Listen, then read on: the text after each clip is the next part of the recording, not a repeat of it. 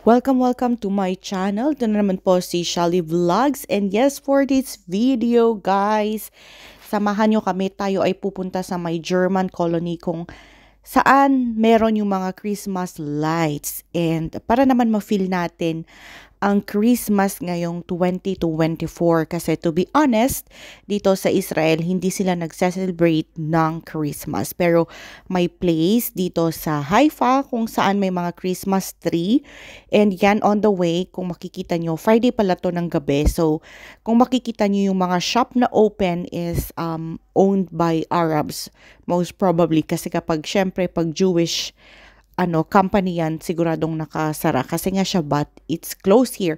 So yan, makikita nyo may mga Christmas tree and Christmas decor sa kanilang shop. And ayan, thank you so much pala. Kasama ko dito isang yung aking friend na si Yen. And madadaanan din pala dito ang Wadi Nisnas. Wadi Nisnas is a place dito sa Haifa kung saan mga Arabs ang nakatira. So ayan, malapit na tayo sa may German colony.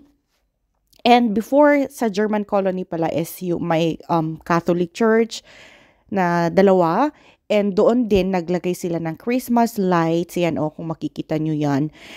And Christmas tree. So, syempre, since dadaanan din natin. So, ayan, pasok na tayo, pasyal tayo. At tingnan nyo naman. Ang ganda talaga ng effect ng Christmas lights, no? Pag gabi. And yan, so super mahangin kasi winter na dito sa Israel. Buti na lang hindi siya umuulan during this time. Syempre, hindi mawawala dyan ang picture taking. So habang binibidyohan ako ng aking friend is pinipicturean din ako. So, di ba, multitasking. Christmas lights and ating Christmas tree. Yan.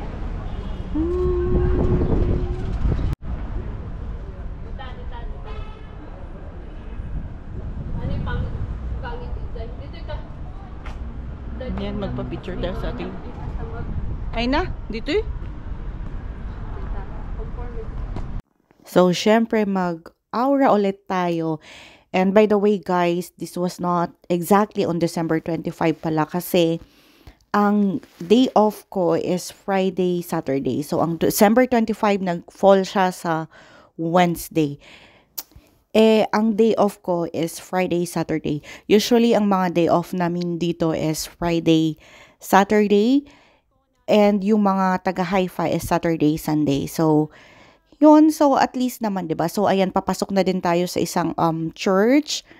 Dito din, naglagay sila ng Christmas lights and Christmas tree. But again, guys, let us not forget kung ano ba talaga yung main reason why we celebrate Christmas. It's more than the gifts. It's not just about the food. It's not just about the Christmas decorations. It's not just about the gifts that we receive, but it is celebrating God's love towards us. It is celebrating God's love for humanity. So, yung sabi nga nila, 'di ba, na palagi nating narinig na Jesus is the reason for this season. So yun guys, let us not forget the reason for this season. So by the way guys, andito na kami sa my German colony. So kung makikita nyo, yan yung mga Christmas lights dyan. Buti na lang talaga pumunta yung friend ko dito sa may Haifa kasi ang flat niya is Tel Aviv. So Tel Aviv to Haifa is actually malayo siya. So at least may kasama akong naglakad-lakad kasi gabi na siya. This is Friday night. So ito yung isa sa mga iconic place, yung I Love Haifa, kung saan nagpapipicture yung ating mga kababayan. And yan, so mahaba actually itong German colony. And dito sa may German colony, may iba't ibang shops tayong makikita. Pero grabe guys, ang daming tao. Hindi lang halata sa video na ito kasi dito pa kami sa may baba. So yan, habang kami ay naglalakad, na daanan namin itong Iglo Bar. And sabi ko, tingnan nga namin sa loob kung bet namin mag-ice cream kasi 'di ba winter. Pero nung pumasok kami, at the end, nag-decide kami na hindi na lang pala kami mag-ice cream. Pero madami silang flavor actually. Ayan. So anyways, ayan, lumabas na ulit kami. Nandito ulit kami sa may German colony.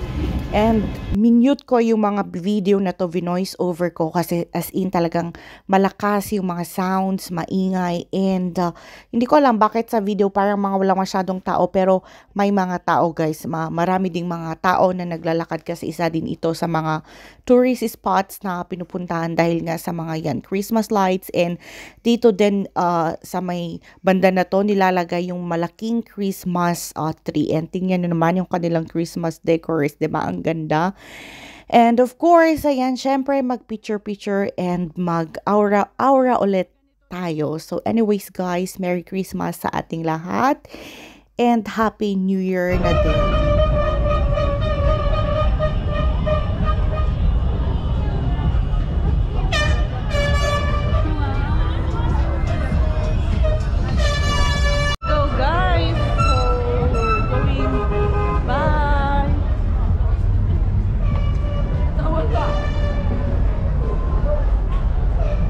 So yan yung German colony. Pabalik na kami. Nag-walking lang.